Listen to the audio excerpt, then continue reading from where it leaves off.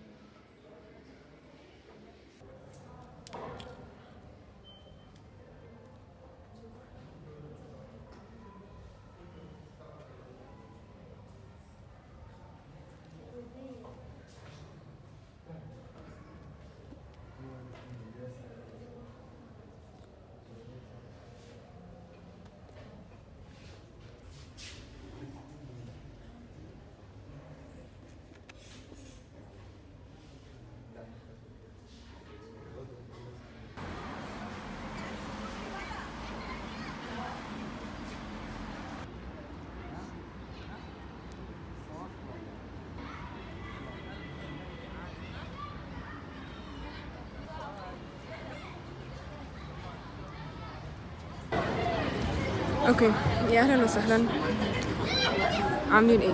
طبعا احباب الله في الخلفيه، عشان انا اخترت يوم الجمعه ما بين كل ايام الاسبوع عشان انزل ارجع الاستعارات بتاعتي واستعير كتب تانية.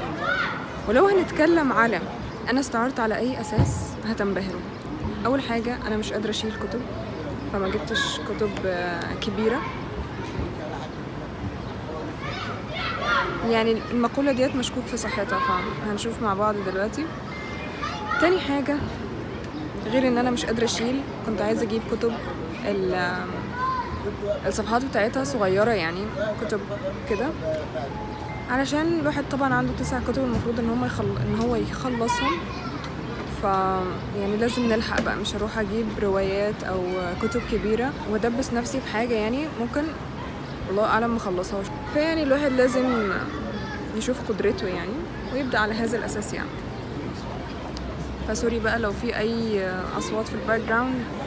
زي ما قلت احباب الله طبعا عمالين يلعبوا، في احباب الله تانيين عمالين يتخانقوا. بس بعيدا عن كل ده، النهارده حصلت حاجه لذيذه جدا، الا وهي وانا في المكتبه في بنتين شافوني. في بنت جت سلمت عليا، كانت تعرفني كده فجت سلمت عليا. البنت التانية بقى شكرتني ان علشان هي بسببي عرفت المكتبه، فدي كانت حاجه كتكوته. المهم هقول لكم على حاجه. انا طبعا شفت بين القصرين وثلاثيه كمان. في ولد قال لي من اللي هما كانوا فوق ان بين القصرين مش مرتبطه ببعض، ويعني طالما قريتي بين القصرين عادي مش مشكله، يعني حتى لو قراتيها بدون ترتيب فانت كده كده هتعرفي ان انت تقرايها يعني. بس هقول لكم بقى على حاجه. طبعا جبت ماذا علمتني الحياه، سيره ذاتيه،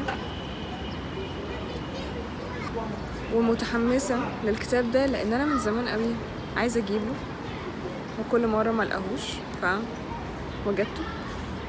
تاني حاجه بقى، كنت دايما باجل قراءات جبريل، لكن دلوقتي لا داعي لتاجيل جبريل ابدا. جبت خبر اختطاف لجبريل ماركيز، ماشي، وذكريات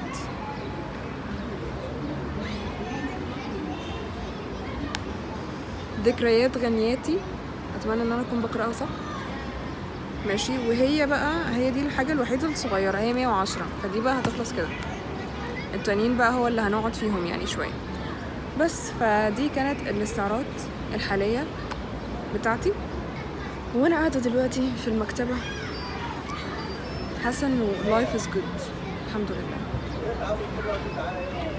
بصراحه انا لقيت برضو قناديل الملك الجليل، عايزه اقول لكم ان انا لقيت كتب كتيره جدا، بس بصراحه انا فعلا مش قادره اشيل قناديل الملك الجليل بتاعت ابراهيم نصر الله. كتير قوي بيقولوا ان هي حلوه، وهي اكيد حلوه، لان الملحميات بتاعت ابراهيم نصر الله دايما بتبقى رائعه.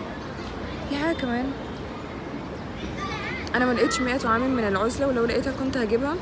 اشوفكم بقى ان شاء الله في فلوجات الجايه بتاعت يوميات القراءه. لو عجبكم الفيديو ده متنسوش تعملوا لي لايك وشير وسبسكرايب، وتكتبوا لي تحت في الكومنتس انتوا هتبداوا تقراوا ايه، وهل قربتوا على انكم تخلصوا تحدي القراءه بتاعكم ولا لا. دمتم بالف خير يا حلوين، مع السلامه. معلش مش هقدر اعمل قلوب دلوقتي علشان الواحد على الملأ، يعني كفايه التحديق اللي الواحد قاعد فيه، بس كده.